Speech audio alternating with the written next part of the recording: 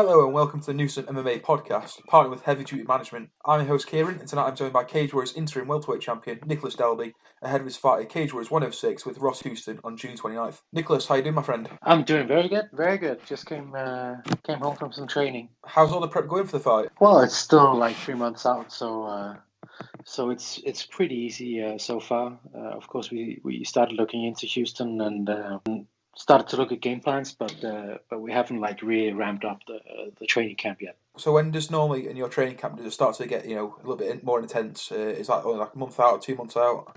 It's usually 8 weeks before. Kind of depends on what shape I'm in. This time I'm in pretty good shape because I just fought 3-4 weeks ago. Yeah. So I'm just gonna jump straight into it and get 8 weeks of intense preparation. That's fantastic, man. Now, we've got to talk about the last 18 months you've had. It's been an absolute roller coaster. You've come off the back of a 3-fight losing streak to having 3 finishes in a row to be an interim welterweight champion. What's that been like for you? Well, it's been nice, obviously. In a way, it just feels like how it's supposed to be, and I'm just happy that how I feel finally reflects in my MMA career as well. And what was it like having to come off the back of those 3 losses?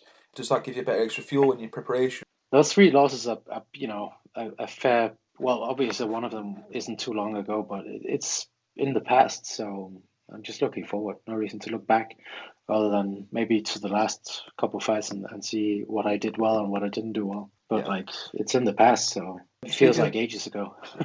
In your last 3 fights, you fought and finished Allegretti, Philip Mulpeat and Alex Lahore. How have those fights prepared you for this one with Ross Houston? Well, I don't know if they specifically prepared me for this fight, other than I had to prepare for 3 fights in general. So that meant that coming off of 1.5 year layoff, I'm in peak condition now because I've had a year where I've been preparing for fights. But specifically, those fighters are way different fighters than Houston. So specifically, they haven't really prepared me for him. But more in a general sense, I've gotten in a better shape than I think I'm in better shape even than when I fought Darren Till.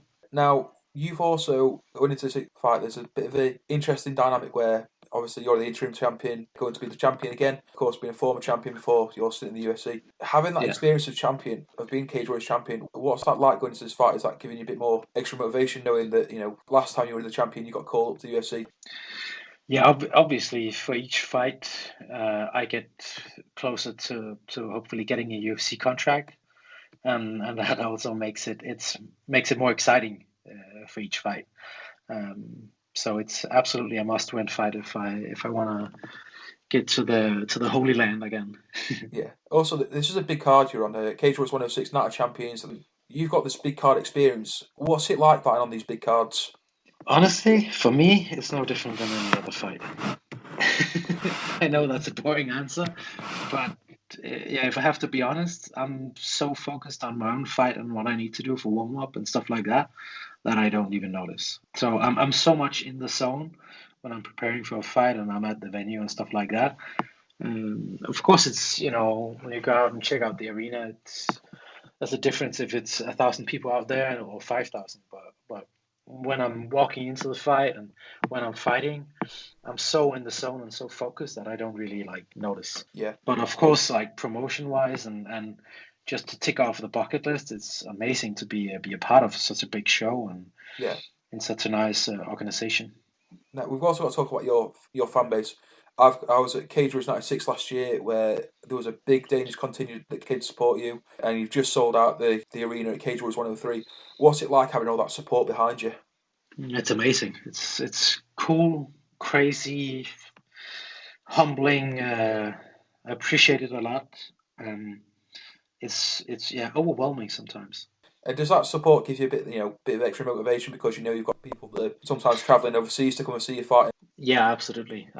So I don't want to disappoint the fans, especially the Danish fans that travel to see my fights. That gives a 5% extra, no doubt. So the final topic I want to discuss with you is actually your opponent, Ross Houston. He's an undefeated fighter. He's recently won the belt at Birmingham last year at Cage Warriors 98 in that absolute war of a fight with Stefano Paterno. But what are your personal thoughts about him? Oh, he's a good fighter. He, he's a big welterweight, and he's good at using his size. He seems to not be able to finish most of his fights, and that's maybe something we can look into. But he's a skilled fighter, no doubt. He's a tough challenge.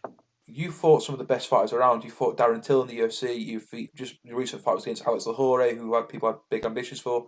So Yeah. where does he sort of rank in your difficulty of opponents that you've had?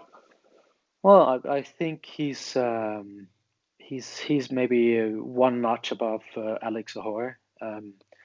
But one thing is how it looks on tape, and another thing is how it feels, like how fighters they do when they meet up on the day. Because I remember fighting Peter Soley in a Cage Warriors 93 in Gothenburg, and he was way more tough and game in the fight that I'd seen on tape.